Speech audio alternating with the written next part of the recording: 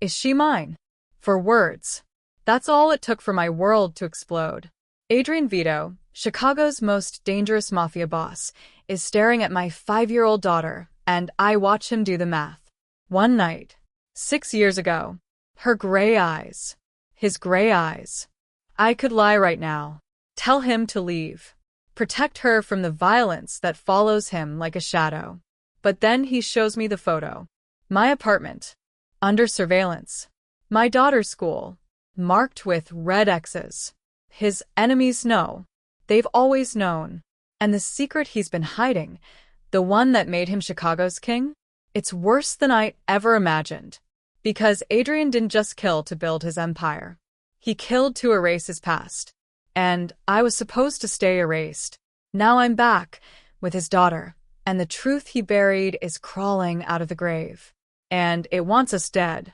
Adrian Vito stood at the top of the grand staircase overlooking La Noir's crowded floor, his whiskey untouched in his hand.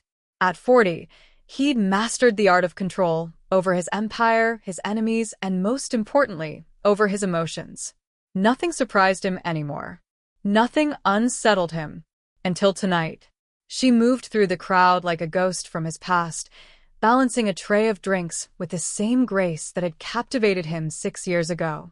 Sofia Martinez. The one woman he'd tried to forget and failed. The one night that had haunted him through 1,000 others. Adrian's hand tightened on his glass. It couldn't be her. He'd made sure she'd disappeared, given her money to start over somewhere far from Chicago, far from the violence that was about to consume his life when he took over the family. But there she was, wearing La Noir's standard uniform, serving drinks to men who didn't deserve to breathe the same air as her. Boss. Charles appeared at his elbow. You all right? You look like you've seen a ghost. I have. Adrian's voice was rough. The woman at table 7. Find out everything. How long she's been working here, where she's living, why she came back. On it. Charles disappeared. Adrian descended the stairs, his eyes never leaving Sofia. She hadn't seen him yet, and he watched her the way a predator watches prey, patient, calculating, remembering. 6 years ago, she'd been a graduate student working part-time at a coffee shop near the university. He'd walked in one rainy November evening, and their eyes had met across the counter. The connection had been instantaneous, electric, dangerous. They talked for hours after her shift ended. She was brilliant, funny, real in a way no one in his world ever was. She didn't know who he was, what he was, and for one night he'd allowed himself to forget too. The sex had been incendiary, but it was the moments after, her head on his chest, her fingers tracing patterns on his skin, the way she'd looked at him like he was just a man, not a monster, that had terrified him. He'd left before dawn. Left money, a note saying he had to go, and instructions for his people to set her up somewhere safe with enough cash to finish school and start over. He'd told himself it was mercy, that his world would destroy her. Now she was back, and mercy felt like the cruelest lie he'd ever told himself. Sofia turned, and their eyes met across the crowded club. The tray slipped from her hands, glasses shattering against the floor. The color drained from her face. Then she ran. Adrian was moving before his mind caught up, pushing through the crowd. She made it to the back hallway before he caught her arm, spinning her to face him. Sofia. Let me go. Her voice shook. Please, Adrian. Just let me go. Why are you here? I gave you money. Enough to...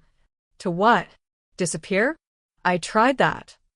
Her eyes flashed with anger now, replacing the fear.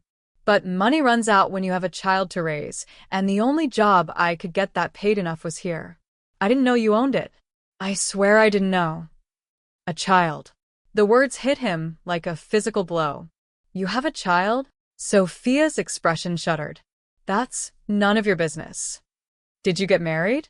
Is that where the money went? No. She stopped, and Adrian saw the calculation in her eyes. The lie forming.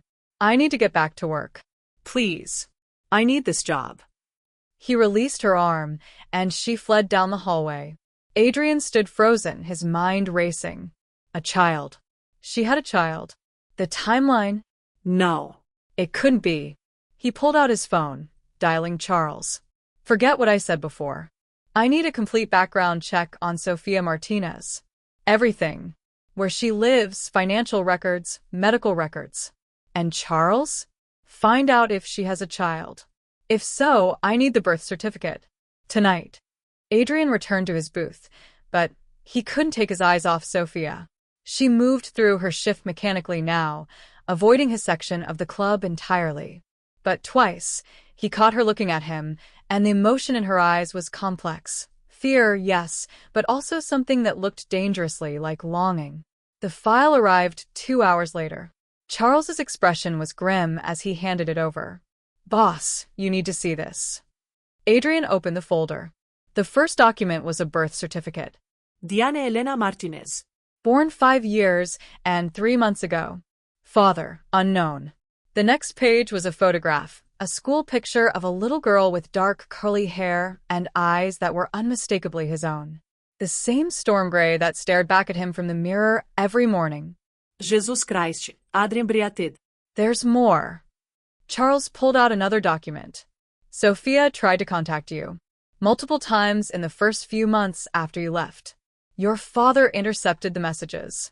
He paid her $50,000 to disappear and never contact you again. She took it.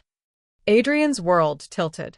His father had known about the pregnancy and hidden it from him, had paid off the mother of his child and sent her away. Where does she live? Lincoln Park. Small apartment, not a great neighborhood. She works here 5 nights a week and at a diner during the day, barely making rent. While he'd built an empire, his daughter had been growing up in poverty. While he'd been making millions, Sofia had been working double shifts to keep their child fed. Get the car. Adrian stood, his decision made. I'm going to meet my daughter. What happens when the past you tried to bury shows up with your eyes staring back at you? Charles grabbed his arm. Boss, wait. There's something else. Someone else has been watching Sofia. We found surveillance equipment in her building, photos of the kid. Someone knows Adrian. And they've been sitting on this information, waiting. Adrian's blood ran cold. His daughter, a child he hadn't known existed 5 minutes ago, was already in danger. Double her security. Now. And find out who's been watching them. As Adrian headed for the exit, he glanced back one more time. Sofia was watching him, and the terror on her face told him everything he needed to know. She'd been running for more than just memories. She'd been running from the inevitable moment when his world would find their daughter. That moment had just arrived. Sofia knew he was coming before she heard the knock. She'd felt it the moment their eyes met at La Noire, the inevitable unraveling of the life she'd tried so desperately to build. Diane was asleep. Thank God. Her daughter didn't need to see this. Didn't need to meet the man who'd given her life and disappeared before she took her first breath. The knock came at midnight. Soft but insistent. Sofia opened the door to find Adrian Vito standing in her dingy hallway, looking like a panther in a rabbit warren. Dangerous, out of place, and barely restrained. We need to talk. There's nothing to. He held up a folder. Her name is Diane. She's 5 years old. She has my eyes and apparently my stubborn chin. She likes purple, hates broccoli, and wants to be a veterinarian when she grows up. His voice was perfectly controlled, which made it all the more terrifying. Did I miss anything? Sofia's throat closed. How did you? I own half of Chicago, Sofia. Did you really think I wouldn't find out? He stepped forward, and she instinctively moved back, letting him into the apartment. The question is why you didn't tell me. I tried. The words burst out of her. I tried to contact you for months. I called, I sent messages, I even went to places I thought you might be. But you'd vanished. And then your father showed up. Adrian went very still. My father. He said you didn't want to be found. That you'd moved on. That a child would complicate your life. That you'd already given me more than I deserved. Sofia's voice cracked. He gave me $50,000 to go away and never contact you again. I took it because I was pregnant and broke and terrified. I'm not proud of it, but I won't apologize for choosing our daughter's survival. Our daughter. Adrian said the words like he was testing them out. I have a daughter. Had. You had a chance at a daughter. But you left, Adrian. You left me with a note and some cash like I was a problem to be solved. The old pain resurfaced, sharp and fresh. You don't get to show up now and… Is she mine? The question hung between them. Sophia could lie. Should lie. Send him away and keep Diane safe from the world of violence and blood that followed Adrian Vito like a shadow. But looking into his eyes that were identical to Diane's, she couldn't. Yes. Adrian's knees buckled slightly, and he caught himself on the back of her worn couch. For a moment, the ruthless mafia boss disappeared, replaced by a man confronting the weight of a truth that changed everything. I want to see her. No. Sophia. She's asleep, and she's not meeting you until we establish ground rules. Sophia crossed her arms, trying to project a confidence she didn't feel. You don't get to waltz into her life and disrupt everything. She's 5 years old. She doesn't understand your world, and I won't let it touch her. Too late. Adrian's expression hardened. Someone's been watching you. Watching her. They've been documenting her life. School, playground, everywhere she goes. They know she's mine, Sophia. And in my world, that makes her a target. The floor seemed to drop out from under Sophia's feet. What? I found surveillance equipment in your building. Professional grade. Whoever set it up has been waiting, gathering information. He moved closer. Did you really think you could raise the daughter of Chicago's most powerful crime boss in obscurity? That no one would notice? That my enemies wouldn't eventually find her? This can't be happening. Sophia sank onto the couch, her hands shaking. I kept her hidden. I changed my name. I stayed away from anything connected to you. My father knew, which means others in the organization knew. And information like that? It's currency in my world. Someone's been holding on to it, waiting for the right moment to use it against me. Then leave. Sophia looked up at him, desperation making her voice sharp. Go back to your life. Forget about us. If they think you don't care, I can't. Adrian knelt in front of her, and the raw emotion in his eyes stole her breath. I didn't know about her, Sophia. I swear to God, if I'd known, I would never have left. My father kept this for me, and he's dead now, so I can't even kill him for it. But I know now. I have a daughter, and I will burn this city to the ground before I let anyone harm her. She doesn't need a bodyguard. She needs a father. Then let me be both. His hands covered hers. Let me protect you. Both of you. I have resources, security, safe houses. I can keep her hidden in ways you never could. At what cost? She grows up surrounded by armed guards, never having a normal life, always looking over her shoulder. She grows up alive. Adrian's voice was steel. That's the only thing that matters now. Sophia wanted to argue, to rage against the unfairness of it all. She'd spent 5 years building a quiet life for Diane, trying to give her the childhood Sophia herself had never had. And now, in one night, it was all crumbling. A small voice came from the hallway. Nana. They both froze. Sophia turned to see Diane standing in her doorway, clutching her stuffed purple elephant, her dark curls wild from sleep. And her eyes, those storm-gray eyes that were identical to the man kneeling in Sophia's living room, fixed on Adrian with innocent curiosity. Who's that? Diane asked. Sophia looked at Adrian, saw the raw wonder and terror on his face as he stared at his daughter for the first time. This was the moment. The moment everything changed. Diane, baby, this is… She took a shaky breath. This is Adrian. He's your father. Diane tilted her head, studying Adrian with the brutal honesty of a 5-year-old. I have a daddy. Adrian's voice was hoarse when he answered. Yes. You do. And I'm so sorry it took me this long to find you. Can a man who's spent his life dealing in death learn to build a life instead? Diane walked forward, and Adrian remained perfectly still, as if afraid any movement might shatter the moment. She stopped a few feet away, still clutching her elephant. Why did you leave us? The question, so simple, so devastating, broke something in Adrian's carefully constructed armor. I didn't know about you. But now that I do, I promise you, I'm never leaving again. Diane considered this, then held out her stuffed elephant. This is Mr. Trunks. He protects me when I'm scared. Adrian took the elephant with reverent care, and Sophia watched something extraordinary happen. The most dangerous man in Chicago, brought to his knees by a 5-year-old girl offering comfort with a stuffed toy. Thank you, Adrian whispered. I'll keep him safe. Okay. Can I go back to bed now? The mundane question made both adults laugh, Sophia with tears in her eyes, Adrian with wonder in his. Yes, baby. Back to bed. Sophia stood, ready to guide Diane back to her room. But Diane surprised them both by walking up to Adrian and hugging him quickly before running back down the hall. Night, Daddy. The door closed, and Adrian was left holding a purple elephant, staring at the hallway like he'd just witnessed a miracle.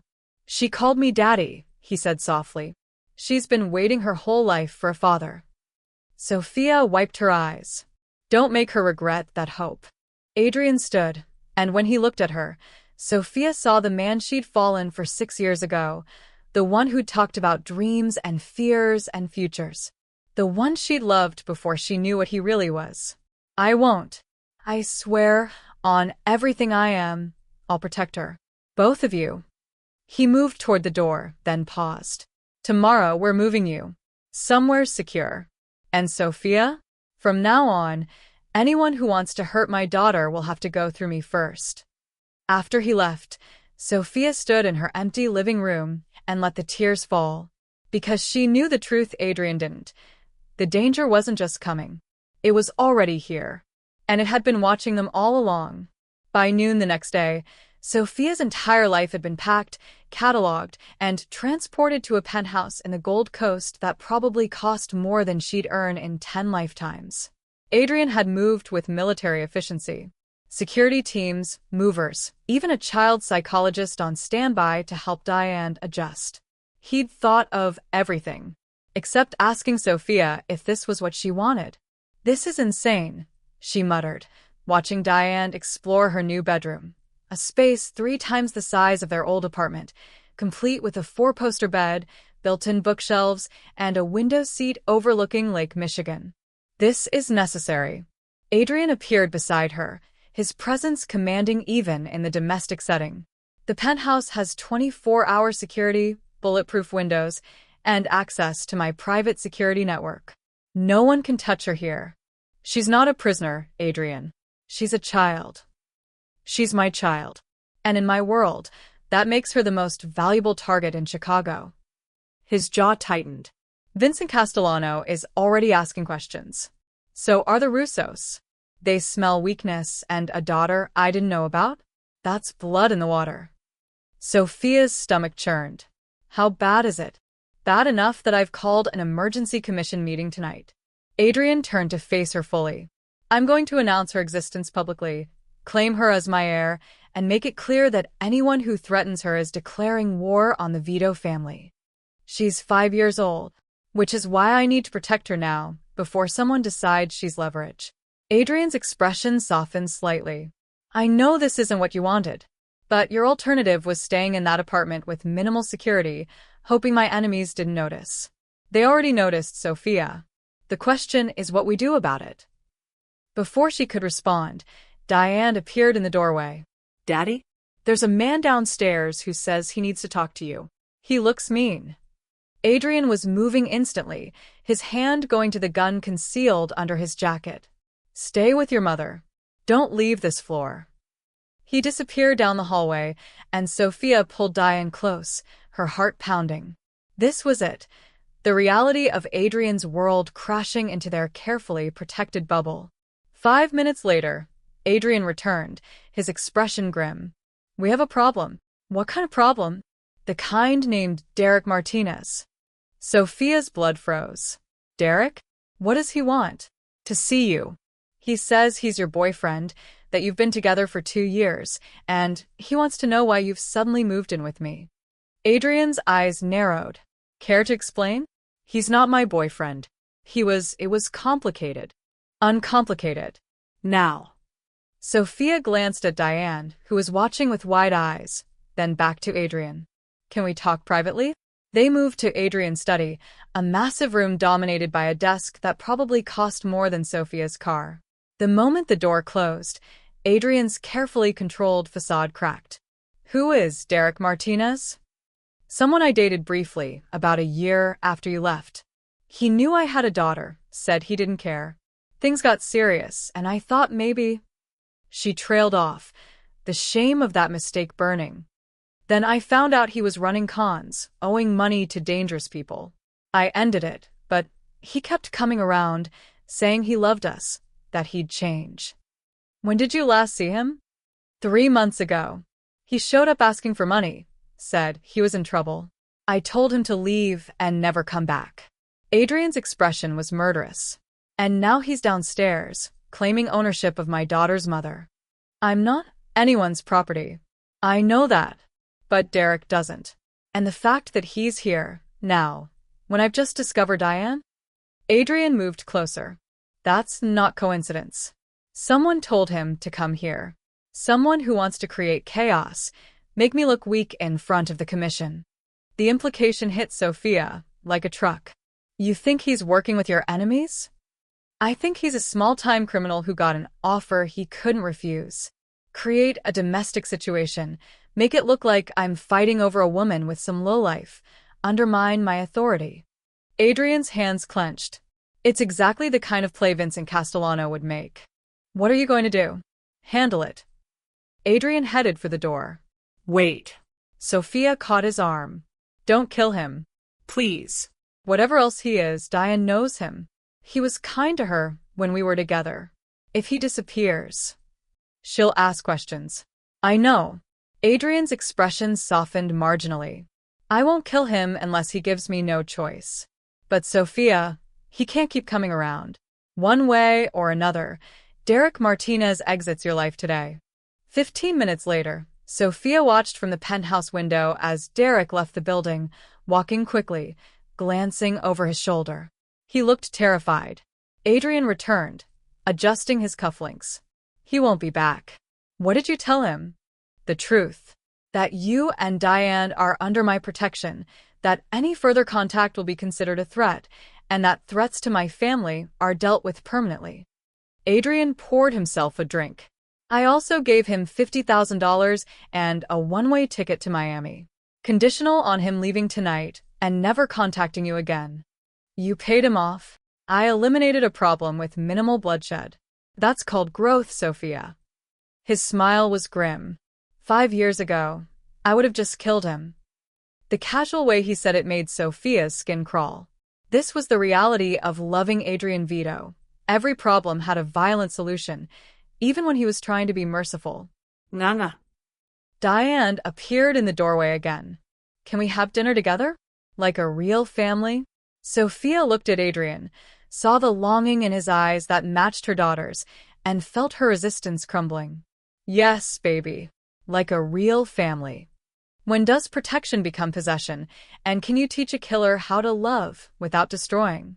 That night, they sat around Adrian's massive dining table. A mafia boss, a single mother, and a 5-year-old who had no idea she was sitting at the center of a power struggle that could tear Chicago apart. But for those 2 hours, they pretended. Pretended they were normal. Pretended the armed guards outside didn't exist. Pretended that love could be simple in a world built on blood. And Sophia found herself looking at Adrian across the table, watching him listen patiently to Diane's rambling stories about her kindergarten class and feeling something dangerous bloom in her chest. Not the infatuation of 6 years ago. Something deeper. More terrifying. Hope. Hope that maybe, just maybe, they could make this work. The illusion shattered at 9 p.m. when Adrian's phone rang. He answered, listened for 30 seconds, and his entire demeanor changed. Cold, calculating, lethal. When? A pause. I'll be there in 20 minutes. Double security here. No one in or out. He ended the call and looked at Sophia with an expression that made her blood run cold. What happened? Vincent Castellano just made his move. He's called an emergency commission meeting. He's going to challenge my right to claim Diane as my heir, argue that she's illegitimate, that I'm unfit to lead. Adrian stood, already reaching for his jacket. I have to go. If I don't show, I forfeit by default. What does that mean? It means they'll vote me out of the commission. Strip me of my territories. Leave me powerless to protect you. He cupped her face in his hands. I will come back. I promise. But if something goes wrong, don't. Sophia cut him off. Don't say it. Just come back. Adrian kissed her, hard, desperate, and full of everything they hadn't said in 6 years. Then he was gone, and Sophia was left alone with their daughter and a terrible certainty. Tonight would change everything. One way or another, the man who'd just discovered he was a father would have to fight to keep his family alive. And in Adrian Vito's world, fighting always ended in blood.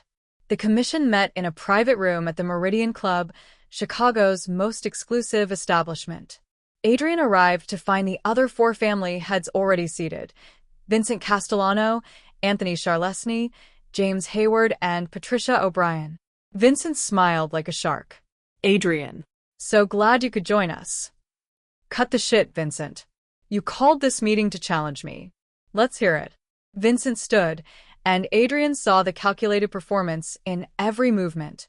Gentlemen, lady, we have a problem. Adrian Vito has just discovered he has a bastard daughter. Watch your mouth. Adrian's voice was deadly quiet. By a woman who's been collecting payments from his organization for years. A woman who conveniently reappears just as we're negotiating new territory agreements. Vincent pulled out a folder. I have evidence that Sofia Martinez has been in contact with FBI agents. That she's been feeding them information about our operations. The room exploded. Adrian felt rage white-hot and blinding, but forced himself to stay calm. This was a setup. An elaborate play to discredit him. Show me the evidence. Vincent slid photos across the table. Sophia, meeting with a man in a dark suit. Coffee shops, park benches, always in public places. These meetings occurred over the past 3 months, Vincent continued. Right around the time she started working at Law Noir. Quite the coincidence, wouldn't you say? Anthony Charlesny leaned forward. Adrian, if she's working with the feds. She's not. But even as Adrian said it, doubt crept in. How well did he really know Sophia? 6 years ago, they'd spent one night together. Now she was the mother of his child, but that didn't mean he knew her heart. Then explain the meetings, Patricia challenged. Adrian's mind raced. The timeline was wrong. These photos were from before Sophia knew he'd discovered Diane. Why would she be meeting with feds? Unless.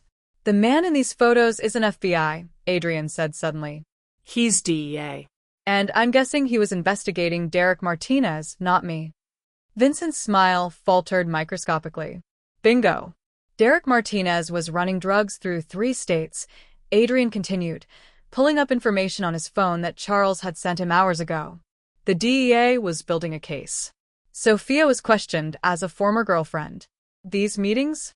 They're interrogations, not collaborations. Can you prove that? James asked. I can have the arrest records in your hands within the hour. Derek was picked up in Miami 2 hours ago. Federal custody. He's flipping on his suppliers as we speak. Adrian looked directly at Vincent. Suppliers who happen to run through your territory, Vincent. Now, do you want to tell us why you're so interested in discrediting the mother of my child? The room went silent.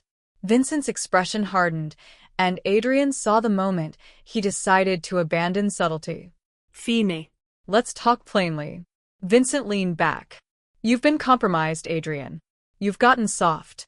First, you find out about this child, and suddenly you're moving her and the mother into your home, reorganizing your security, distracted. Then Derek Martinez shows up, and instead of eliminating the threat, you pay him off and send him away.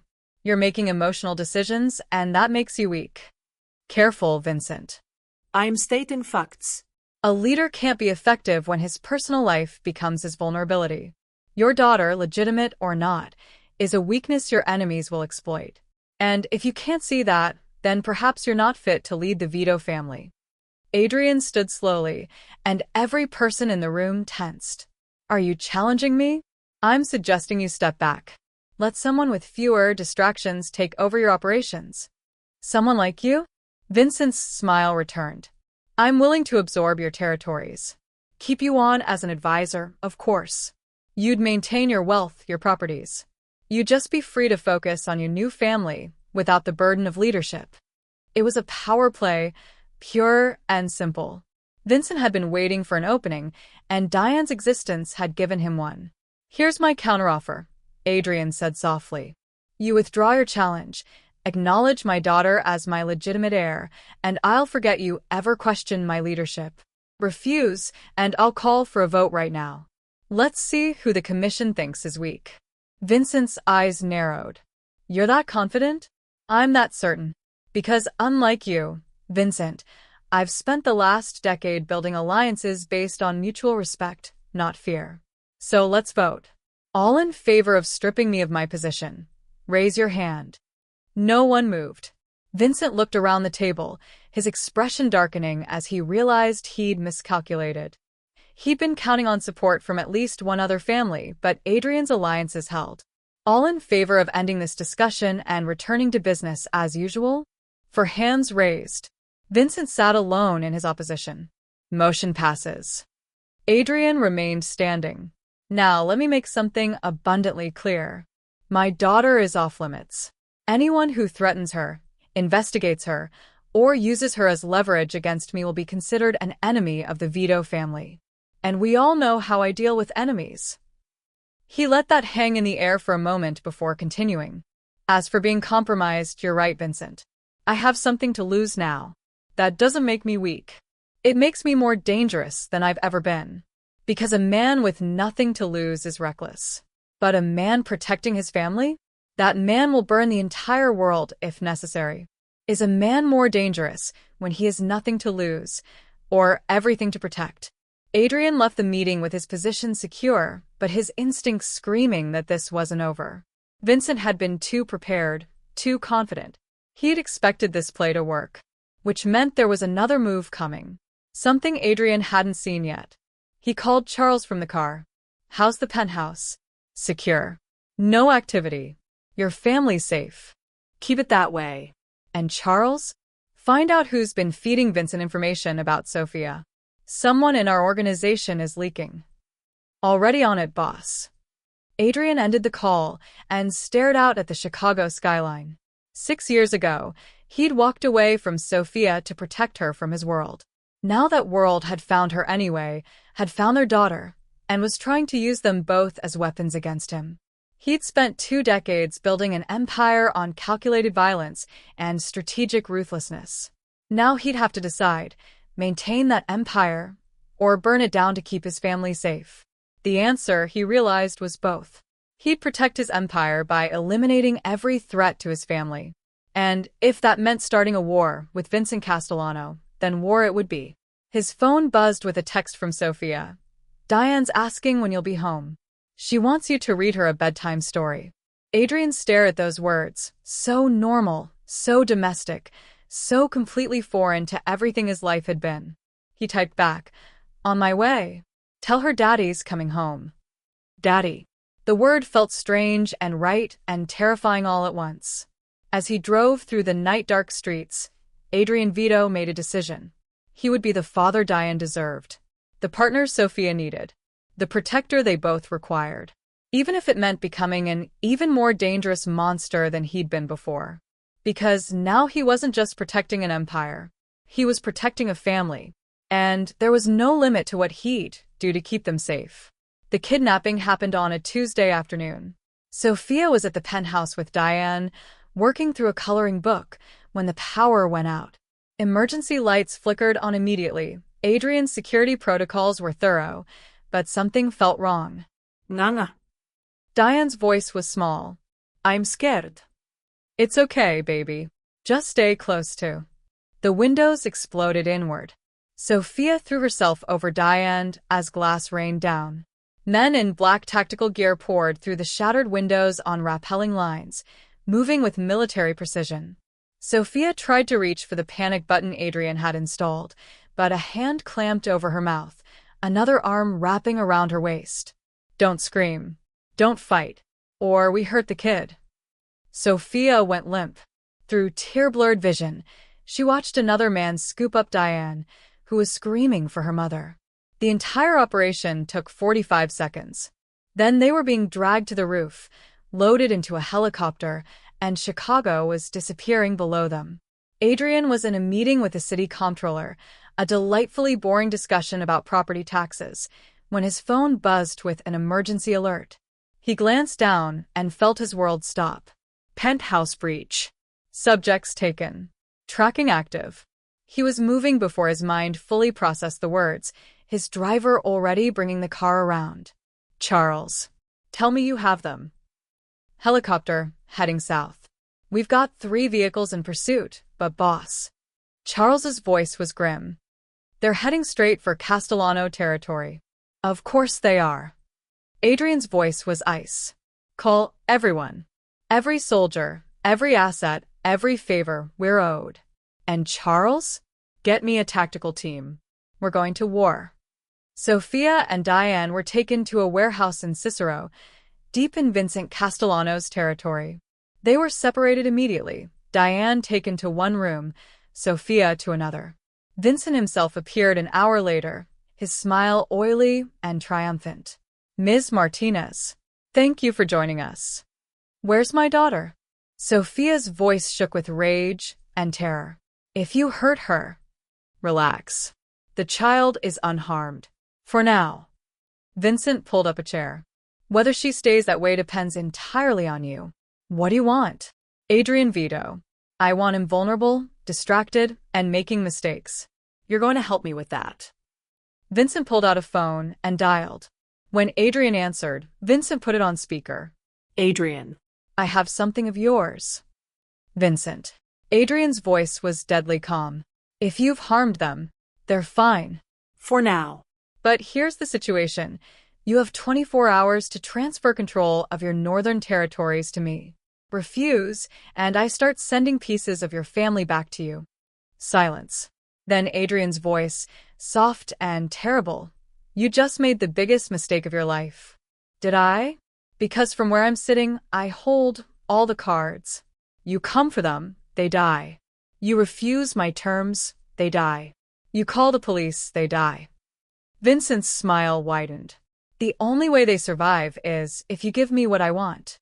You're a dead man, Vincent. You just don't know it yet. The line went dead. Vincent turned to Sophia. Your baby daddy sounds upset. Good. Upset men make mistakes. He'll kill you, Sophia said quietly. You don't understand what you've done.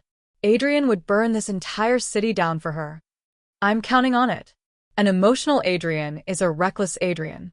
And reckless men lose. Adrian didn't call a meeting. He didn't strategize.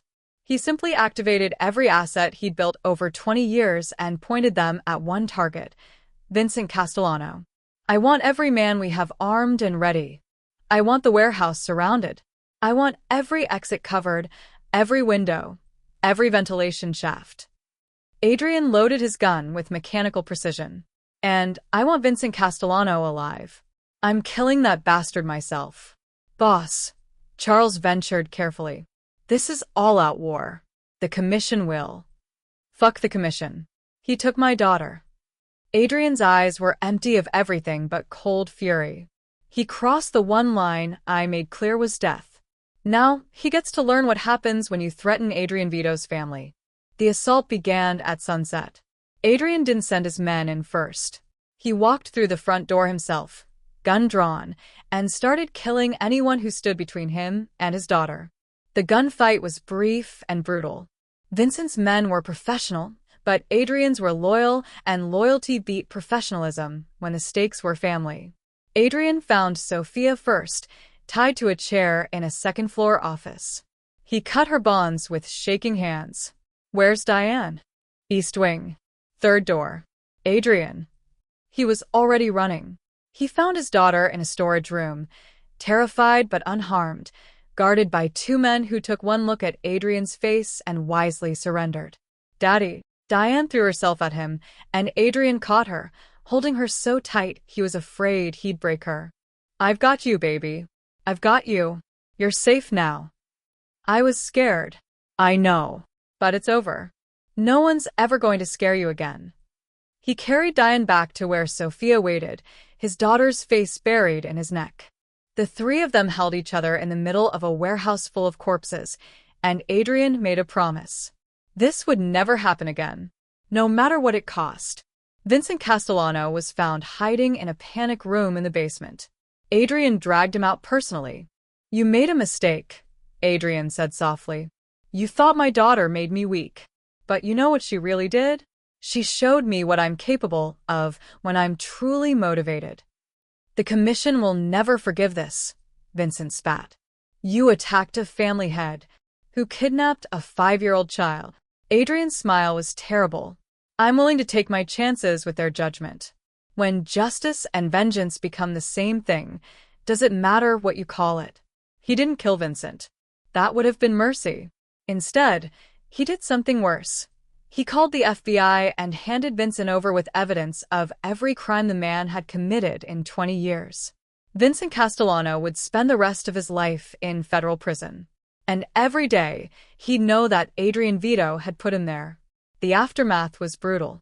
3 of Adrian's men were dead, 7 wounded. The warehouse raid had been a success, but the cost was steep. Adrian attended each funeral personally, standing in the rain as families buried their sons, brothers, fathers. Men who died protecting his daughter, a child most of them had never met. "Their sacrifice won't be forgotten," he told each widow, each parent. But the words felt hollow. These men were dead because of choices he'd made, because he'd allowed his personal life to become a liability. Sophia watched him spiral, saw the guilt eating him alive. On the 3rd night after the rescue, she found him in his study, staring at photos of the fallen. "You can't blame yourself, can't I?" Adrian didn't look up. "They died for my mistakes. They died protecting an innocent child from a monster. That's not a mistake. That's heroism. Heroism I required because I was stupid enough to have a child in this world." Adrian finally met her eyes. "Don't you see, Sophia? Vincent was right. You and Diane make me vulnerable, make me weak. And that weakness gets people killed." "So, what are you saying?" "I'm saying maybe the best thing I can do for both of you is walk away. Set you up somewhere safe, far from Chicago, far from me. Let you build a normal life. Without you. Without me." Sophia crossed the room and slapped him. Hard. Adrian's head snapped to the side, shock replacing the guilt for a moment. "You don't get to do that," Sophia said, her voice shaking. "You don't get to find us, claim us, make Diane love you, and then disappear because things got hard. You're not protecting us by leaving. You're abandoning us. Again. I'm trying to keep you safe. Then keep us safe by being here, by being the father Diane needs and the partner I—" She cut herself off, but not before Adrian heard what she didn't say. "The partner you what?"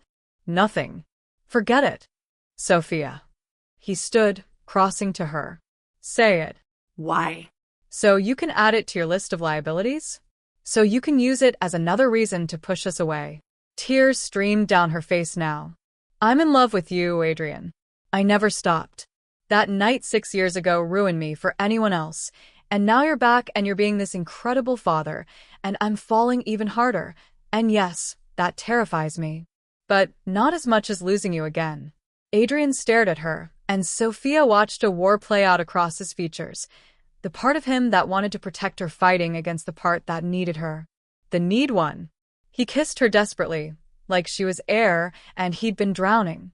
Sophia kissed him back, 6 years of longing and loss and love pouring into that moment. When they finally broke apart, both breathing hard, Adrian rested his forehead against hers. "I love you," he whispered. "I loved you that first night, and I've loved you every day since, even when I thought I'd never see you again. And that's why I'm terrified. Because loving you means I can lose you. Loving Diane means I can fail her. Then don't fail us. Don't run. Stay and fight for us the way you fought to save us. Is it braver to fight or to flee when both choices could end in loss? Adrian pulled back, cupping her face in his hands. If I stay, I have to make changes. Big ones. I can't keep running the family the way I have been. I can't keep putting us in danger. So, don't. Step back. Let Charles take over more. Find a balance. In my world, there's no such thing as balance. Then create a new world. For us. For Diane. Sophia covered his hands with hers. You're not your father, Adrian. You don't have to follow his path. You can choose something different. What if I don't know how? Then we figure it out together. They stood there in the study, holding each other, and made a decision.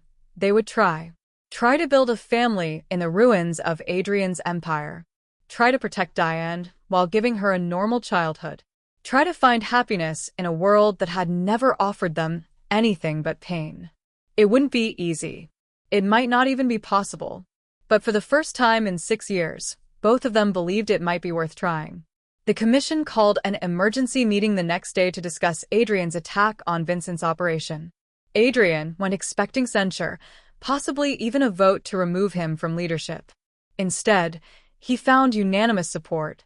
Vincent broke our most sacred rule, Patricia O'Brien said. He harmed a child.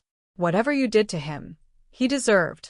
However, Anthony Charlesny added, we need to discuss your future role. You've made it clear that your family comes first now. We respect that. But the Vito family needs stable leadership. Adrian had been preparing for this. I'm promoting Charles Robinsoni to underboss with full operational authority. I'll remain as head of the family, but day-to-day operations will be his responsibility. This way, the family gets consistent leadership and I can focus on protecting my daughter. The vote was unanimous. Adrian Vito remained head of the family, but his power was now shared. It was a compromise, one that didn't make anyone completely happy but allowed them all to move forward, including Adrian himself. That night, he tucked Diane into bed in her new room. They'd moved to a compound outside the city with even better security and read her a story about princesses and knights. Daddy. Diane asked sleepily, Are you a knight? I'm trying to be, sweetheart. For you and your mama. Good. Because mama needs a knight too. She's been sad for a long time. Adrian kissed her forehead. Not anymore, baby. Not anymore. As he left her room, he found Sophia waiting in the hallway. She took his hand without a word, and they walked together to their shared bedroom, a decision they'd made earlier that week, acknowledging what had been building between them since he'd walked back into her life. Thank you, Sophia said as they lay in the darkness. For staying. For trying. Thank you for giving me a reason to. Adrian pulled her close. For giving me Diane. For giving me a second chance I don't deserve. You deserve happiness, Adrian. We all do. As Sophia fell asleep in his arms, Adrian stared at the ceiling and marveled at the strange turn his life had taken. 6 years ago, he'd left her to protect her from his world. Now she was part of that world, and somehow, that made him want to be better than he'd ever been. The road ahead wouldn't be easy. There would be more threats, more challenges, more moments when he'd have to choose between his family and his empire. But for tonight, in the darkness, with the woman he loved sleeping beside him and his daughter safe down the hall, Adrian Vito allowed himself something he'd never had before. Hope. 6 months passed. 6 months of building a new life that balanced Adrian's responsibilities with his family's needs. It wasn't perfect. Nothing in their world ever could be, but it was theirs. Diane adjusted remarkably well. She started calling Adrian Daddy without hesitation, accepted the security detail as normal, and thrived in her new private school. She was smart, funny, and occasionally too observant for her own good. Why do you have a gun, Daddy? She asked one morning at breakfast. Adrian and Sophia exchanged glances. They discussed this moment, prepared for it. Because my job sometimes involves danger, Adrian said carefully. But I promise you, I only use it to protect people. To keep you and Mama safe. Like a police officer? Something like that. Diane accepted this explanation with the easy trust of a 5-year-old. But Adrian knew that wouldn't last forever. Eventually, she'd ask harder questions, and he'd have to decide how much truth a child could handle. Sophia had gone back to school, finally finishing her degree online. Adrian had offered to simply support her financially, but she'd refused. I need to do this for me, she'd explained. I need to finish what I started before everything. Adrian understood. She needed to reclaim parts of herself that had been lost in survival mode. He respected that, even as he made sure she never had to worry about money again. Their relationship deepened slowly, carefully. They were learning each other, not as the people they'd been 6 years ago, but as the people they'd become. Adrian was gentler than Sophia expected, more thoughtful. And Sophia was stronger than Adrian remembered, more resilient. I keep waiting for the other shoe to drop, she admitted one night. For something to go wrong. Something will, Adrian said honestly. But we'll handle it. Together. The test came in the form of Derek Martinez. He appeared at Diane's school one afternoon, waiting outside the gates. The security team spotted him immediately and moved to intercept, but Diane saw him first. That's Derek, she called out excitedly. Mama's friend. Before anyone could stop her, she ran to him, and Derek scooped her up in a hug that looked genuinely emotional. Hey, kiddo. Wow, you got big. The security team was pulling Diane away when Adrian arrived, his expression thunderous. Get in the car, he told Derek. It wasn't a request. They drove to a secluded spot overlooking the lake. Adrian got out, gesturing for Derek to follow. Sophia had arrived in a separate car, and she stood between them like a referee. I'm sorry. Derek started immediately. I know I wasn't supposed to come back, but I couldn't stop thinking about Diane. About you. He looked at Sophia. I know I screwed up, know I don't deserve another chance, but I miss you guys. You took Adrian's money and agreed to stay away, Sophia said quietly. Why come back now? Because I'm clean.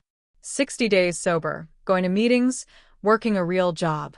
I wanted you to see that I changed. That I could be. He broke off, looking at Adrian. I know she's yours. Biologically. But I loved her too. I helped raise her for those 2 years. Doesn't that count for something? Adrian felt an unexpected stab of sympathy.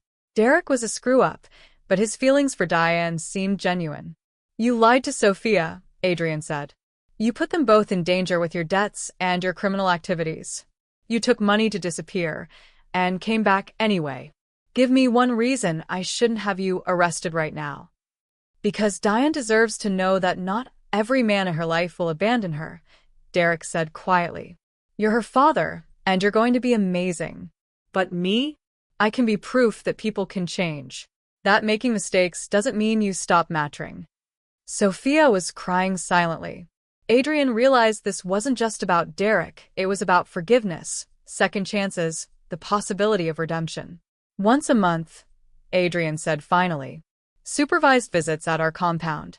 You stay clean, you stay out of trouble, and you get to be part of Diane's life as an uncle. Not a father figure. Not a rival. An uncle who cares about her. Derek's eyes widened. Seriously? Screw this up, and I won't give you a third chance. Am I clear? Crystal. As Derek left, Sophia turned to Adrian. Thank you. I know that was hard for you. It was the right thing. For Diane. Adrian pulled her close. And maybe for me too. I've spent my whole life eliminating threats and cutting ties. Maybe it's time I learned that not everything has to be absolute. Can forgiveness coexist with justice, or are some lines better left uncrossed? That night, they told Diane that Derek would be visiting sometimes. She was thrilled, chattering about all the things she wanted to show him, all the ways she'd grown. I have 2 daddies now, she asked.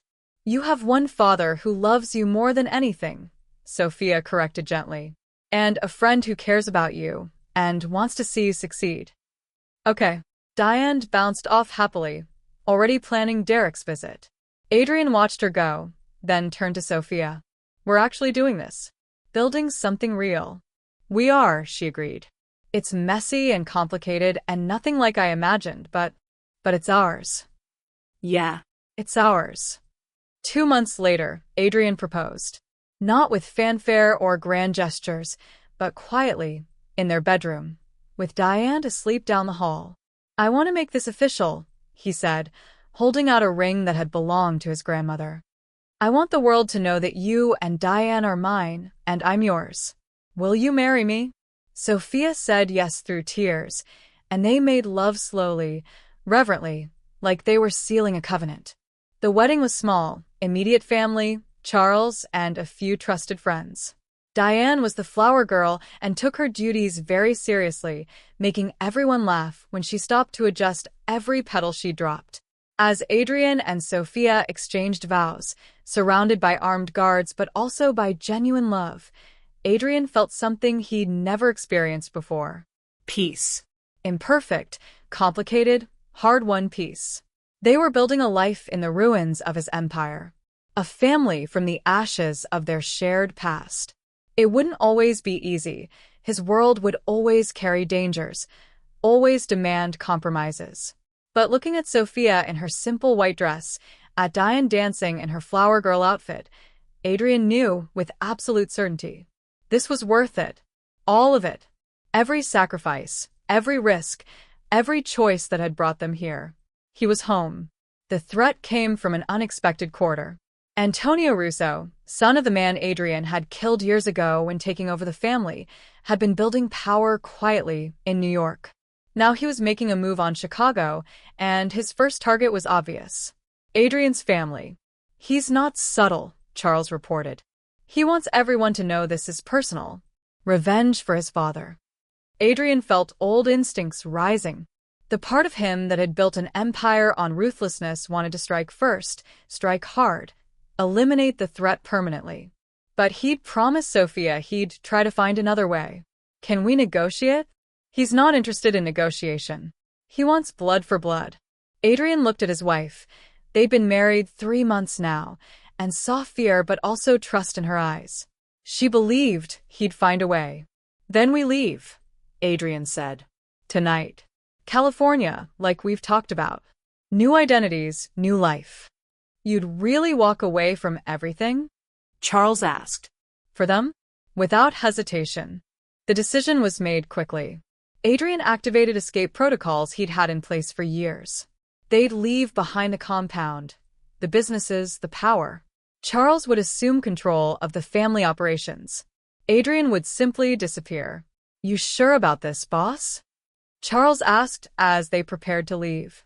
The work I've done, the empire I've built, none of it means anything if I lose them. Adrian glanced at where Sophia was packing Diane's things. This is the right choice. For what it's worth, I think her father would be proud. Not of you leaving, but of why you're leaving. That night, they drove to a private airfield. One of Adrian's planes waited, fueled and ready. They'd land in California and start over completely. But Antonio Russo had anticipated this. The attack came as they were boarding. Gunfire erupted from the shadows, and Adrian's security team responded instantly. But there were too many attackers, too well positioned. Get them on the plane, Adrian shouted, returning fire. Now. Charles shoved Sophia and Diane toward the aircraft while Adrian laid down covering fire. He was outgunned, outmanned, and running out of ammunition. Then reinforcements arrived. Not his people, the Commission's people. All 4 remaining family heads had sent soldiers to protect Adrian Vito and his family. The firefight was brief, but intense. When it was over, Antonio Russo's men were dead or fleeing, and Adrian stood in the middle of the tarmac, bleeding from a shoulder wound but alive. Patricia O'Brien emerged from one of the vehicles. You didn't think we'd let him touch you, did you? Your family, Adrian. We protect our own. Adrian realized then what he'd built over 20 years wasn't just an empire. It was a family in the truest sense. Loyalty, protection, mutual support. Thank you. Go. Get your family out of here. We'll handle Russo. Adrian boarded the plane where Sophia was holding a terrified Diane, and they took off into the night.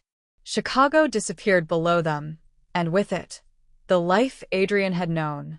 1 year later at Malibu, California, Sophia stood on their deck, watching the sunrise paint the Pacific Ocean in shades of gold and pink. Behind her, she could hear Adrian and Diane making breakfast, their laughter carrying through the open doors. "Daddy, you're doing it wrong." The chocolate chips go in a smiley face. "Like this." No. "Here, let me show you." Sophia smiled, tears pricking her eyes. This was everything she'd hoped for, and more. Adrian joined her on the deck, sliding his arms around her waist. He smelled like coffee and pancake batter and home. "She's going to make us eat pancakes shaped like emojis," he reported. "I can live with that." They'd bought a house on the beach, far from Chicago and Adrian's old life. He'd sold most of his holdings, keeping only legitimate investments that could be managed remotely. Charles sent monthly reports, but Adrian rarely read them anymore. This was his world now. Breakfast with his daughter, evenings with his wife, weekends at the beach. Normal, simple, perfect. "Do you miss it?" Sophia asked. "The power, the empire?" "Every day," Adrian admitted. "But then Diane calls me daddy, or you smile at me over coffee, and I remember what I'd have lost if I'd stayed." "This is better, Sophia. This is real." Diane appeared in the doorway. "Breakfast. And Daddy, we need to talk about getting a puppy again." Adrian laughed. "Again? We talked about it yesterday." "That was yesterday. Today is today." As they sat down to emoji pancakes and too much syrup, Sophia looked at her family, this impossible, beautiful, hard-won family, and felt overwhelming gratitude. They'd walked through fire to get here, had made impossible choices, paid terrible prices, survived things that should have broken them, but they'd survived together. Later that day, Adrian took Diane to the beach while Sophia worked on her thesis. She watched them through the window, Adrian teaching Diane how to build a proper sandcastle, both of them covered in sand and laughing. Her phone buzzed with a text from Derek. "Diane's birthday coming up. Can I call her?"